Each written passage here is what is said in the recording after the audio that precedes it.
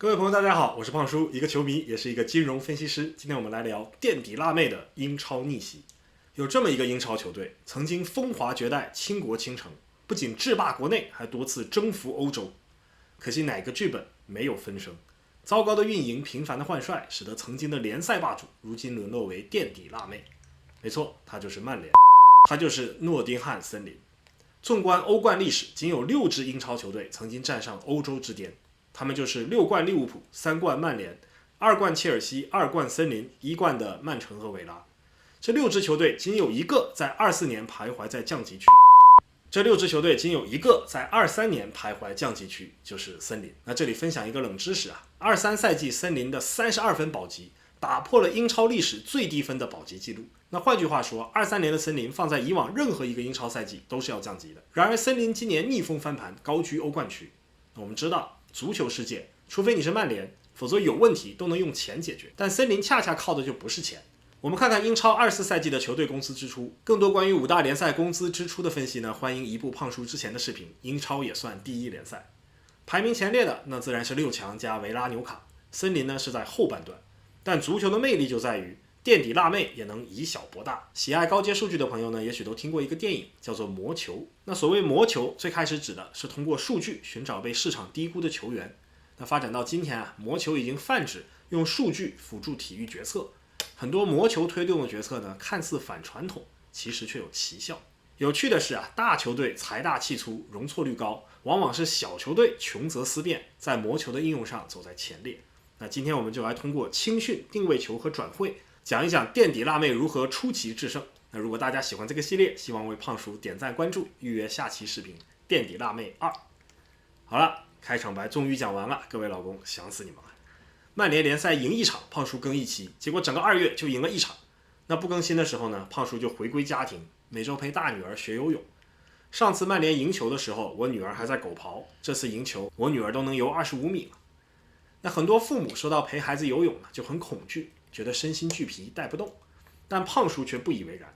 投资界说要在别人恐惧的时候贪婪，其实带娃也一样。胖叔就在别人恐惧的时候贪婪。胖叔第一次到游泳池就发现带娃的都是妈妈啊，化得很精致的妆，有的长得像刘亦菲老师，有的长得像高圆圆老师。那就在胖叔站在泳池中央认真带娃的时候呢，后面被人撞了一下，回头一看，原来是赵丽颖老师。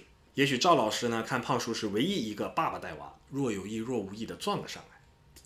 但当他被胖叔的肥肉弹开的时候呢，故事也就结束了。所以朋友们还是要注意身材管理啊，在别人对肯德基贪婪的时候呢，要学会恐惧。闲话少述啊，我们先来看布伦特福德的青训改革。2016年，小蜜蜂正式宣布解散青训，引入了一个 B 队的模式。那原因很简单，青训太贵，人才外流。青训有多贵呢？看看胖叔的视频，英超青训哪家强就知道了。雪上加霜的是啊，英超为了鼓励青训，在财政公平法则里是刨除青训支出的，这就让车臣这样的富豪越来越卷。顶级的训练设施，一流的教练团队，各种福利拉好拉满。你别说布伦特福德了，曼联都卷不过，鲁尼弗莱特都把自己孩子送到隔壁曼城的青训了。而人才外流呢，则是因为青训转会市场的空子很多。当初布伦特福德的16岁小天才被曼城挖走，小蜜蜂仅仅得到了3万英镑的补偿。那很显然啊，小俱乐部要是跟着大俱乐部的游戏规则走，那就是以己之短攻彼之长。小蜜蜂穷则思变，退出了英超的青训体系和 EPPP， 成立了 B 队，利用数据分析，要么去次级别联赛淘宝，要么呢就去找豪门青训淘汰的遗珠，集齐了一帮17到21岁的漏网之鱼，用拼多多精神拼出了一支 B 队。那头疼的是啊，这个 B 队是没有联赛收留的，小蜜蜂就继续发扬风格，四处拼单。11月在塞浦路斯对决塞甲的劲旅，2月呢在葡萄牙又拼上了俄超的泽尼特，4月他们甚至赢得了伦敦的一个 Senior Cup。那决赛点球战胜了来自英格兰南部联赛的亨顿俱乐部。B 队的赛程啊，突出一个东拼西凑，随遇而安。运气好的时候可以跟摩纳哥交手，运气不好的时候呢，就只能踢半职业的俱乐部。朋友们，这种艰苦朴素的精神，以往咱们只能在长征看得到，显然英国人也不遑多让。那 B 队的成果如何呢？一言以蔽之，爱拼才会赢。16到22年的6年时间里，有超过10名球员被正式升入了小蜜蜂的1队。有一个球员在21年小蜜蜂升超附加赛中打入了决胜球，还有一个在升入1队2年之后呢，以1200万的转会费转会了伯恩茅斯。小蜜蜂多快好省的逼队体系，从战绩和财政上都能反哺一线队。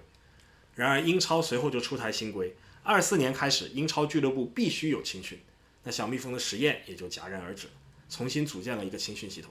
那有朋友就会问，怎么英超遇到大球队财务创新就唯唯诺诺，小球队刚有点创新苗头就在这里重拳出击，这不是双标吗？那朋友们，还是那句话，不要怪平台双标，要怪就怪你自己不是大球队。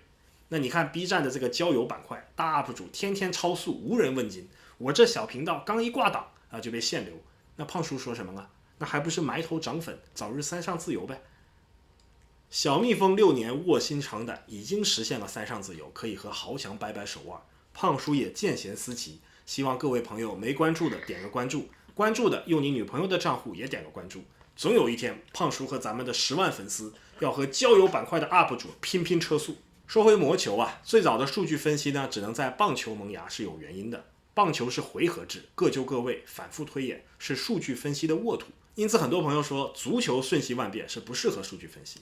但细心的朋友都发现了，足球的某些情境也是各就各位的回合制，没错，就是定位球。那说到足球里的定位球呢，我们可能会想到角球、点球、任意球，但是点球可遇而不可求，任意球呢可远可近，角球更是人人重点研究，市场已经饱和了。那小蜜蜂发现还有一种定位球，每场比赛都一定会出现，而且容易被人们忽略。我们弹幕一起来猜猜看是什么？有猜手抛球的还有猜是门球的。那守门员开球的战术变换也是个很有意思的话题，有空可以专门做视频给大家讲解。但小蜜蜂研究的是中圈开球。2024年的9月，小蜜蜂连续3场比赛1分钟内进球，打破了英超的新纪录。之前的记录是埃弗顿单赛季3次开球进球，但人家是一赛季3次，小蜜蜂是连续3场。这3场分别是对曼城、热刺和西汉姆。那曼城、热刺含金量自然拉满，但最有说服力的当属第3场的西汉姆。因为西汉姆赛前就说，这哥们儿已经连续2场1分钟进球了，再1再2不再3，我们都重点排练1周了，绝不可能再让他得逞啊。然而小蜜蜂呢，还是能开球战术走完，如愿就把球送入了西汉姆的网窝，充分说明了这既不是运气，也不是轻敌，而是实打实的能力。这份能力靠的是积淀。小蜜蜂是全英国最早设立任意球教练的。2015年开始的几任任意球教练 Nicolas Jover 被阿森纳挖走了， Andreas Jorgensen 被曼联挖走了。20年的 Bernardo Cueva 走马上任，用出色的任意球战术陪着小蜜蜂在英超站稳脚跟。去年呢就被切尔西挖走。那本以为小蜜蜂任意球的香火要断了，想不到新官上任的这个爱尔兰教练 Andrews 初来乍到就用3场开场进球闪亮登场，有时候不得不羡慕垫底辣妹们锐意进取、推陈出新的气势。那阿森纳如今任意球独步英超，不少铁杆球迷都知道，这都要感谢小蜜蜂出道的 Nicolas Jover。那正如胖叔开场说的，往往是小球队穷则思变，推陈出新，然后呢就是大球队顺藤摸瓜，收为己用，这是基本的商业规律。那你看今天的谷歌、微软，从创新角度来讲，早已不复当年之勇，但也不必言勇，光靠吃核心产品的老本就能赚得盆满钵满。真正的创新还得看创业公司，而谷歌、微软们要做的就是等创业公司养肥了，多花点钱收购就完了。谷歌买油管，脸书买 ins， 微软入股 OpenAI， 全都是一个逻辑。我自己做不出来，我买不就完了？而足球世界最直观的买，就是我们球迷熟悉的转会市场。前有利物浦移花接木南安普敦，后有切尔西愚公移山布莱顿，这类范戴克、凯塞多们低买高卖的例子，也是球迷最津津乐道的话题。那这里就涉及到一个问题不少球迷都说，授人以鱼不如授人以渔，大球队与其在这里挖球员，你不如把球探团队挖过来嘛。那你还真别说，胖叔这有几个小故事。莱斯特的功勋球探帮球队白菜价签下了坎特、瓦尔迪和马赫雷斯，被埃弗顿挖走之后呢，各种看走眼，黯然下课。热刺的功勋球探孔莫里拿下了贝尔和莫德里奇，被利物浦挖走之后，这哥们儿创纪录签下了安迪卡罗尔。简而言之转会市场没有常胜将军。比如当年被奉为魔球先锋的南安普敦，1500万买范戴克，8500万卖，2300万买马内，4100万卖，免费的卢克肖3700。还有新的魔球大师莱斯特，900万买坎特，3600万卖，50万买马赫雷斯，6700万卖，1300万买马奎尔巴。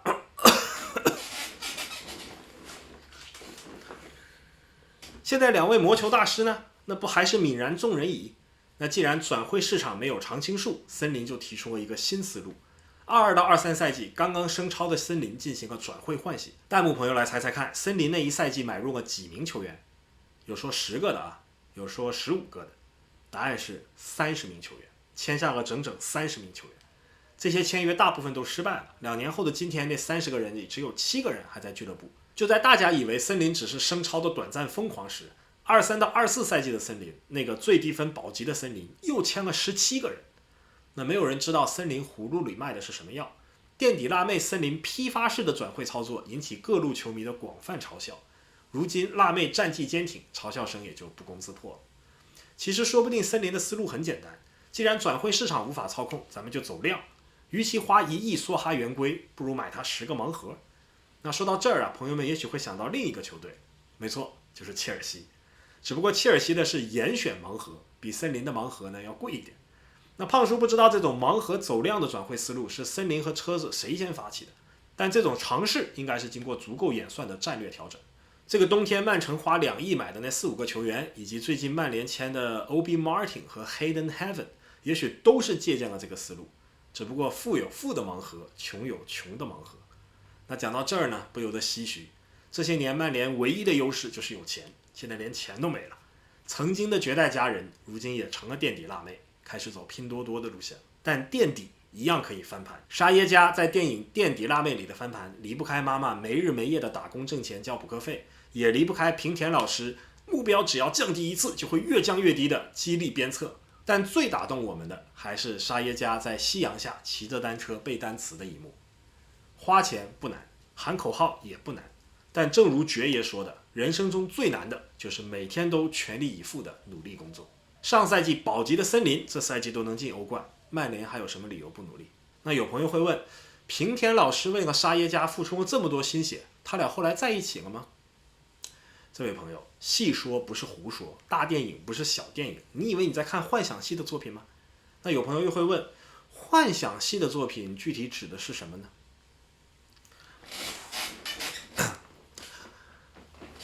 话说男主角刚刚调任实习教师，在办公室恰好撞见了高中生小南被批评，班主任就严厉地说，你的学分都不够了，再这样怎么毕业？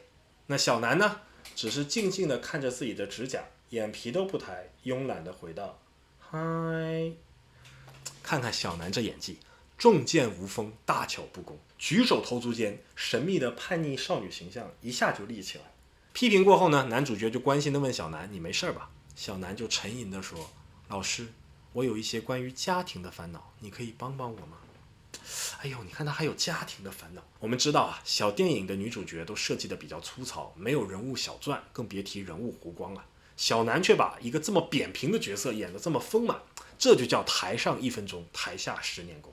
那很快，小南就来到了男主实习暂住的酒店，讨论他家庭的烦恼。那这个剧情是有点突兀啊，主要是胖叔快进了一下，对不起小南的人物弧光啊。那到了酒店呢，小南就眉目含春地说，老师来吧。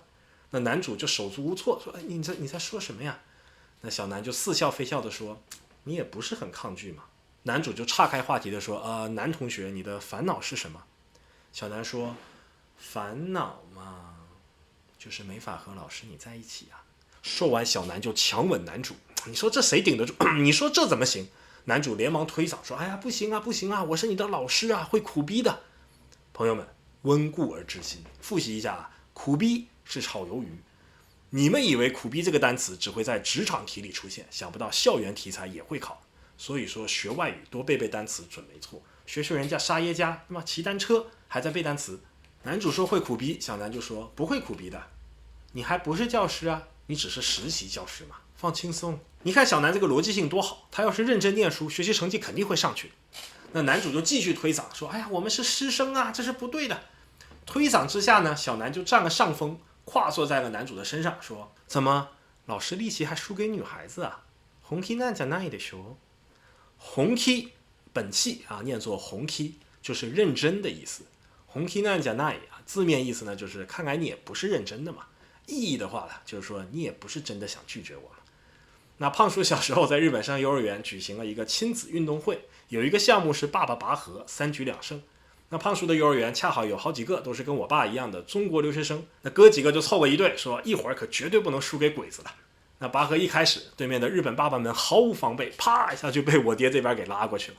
那日本爸爸们就惊了，说红気にやるの啊，就是要来真的吗？那于是第二局就非常焦灼啊，拔得难解难分，我至今还记得。好了，今天的课就上到这里，课代表留一下番号，我们总结一下课程要点。第一，不要让垫底的成绩掩盖你辣妹的光辉。无论你想上欧战、上庆英还是上老师，都要全力以赴的去做啊！上老师是不对的，不行啊！莫等闲，白了少年头，空悲切。第二，孩子缺少父母关爱，就容易学习成绩下降，还可能因为家庭的烦恼找实习教师倾诉。所以父母要多陪陪孩子，常常一起去游游泳啊，在别人恐惧的时候贪婪。第三，希望曼联球员知耻而后勇，与其在这儿自怨自艾，不如从零开始，再不红 K 就要苦逼了。今天就聊到这里，希望各位喜欢胖叔的朋友关注我的频道，祝各位的主队周末好运，我们下期再见。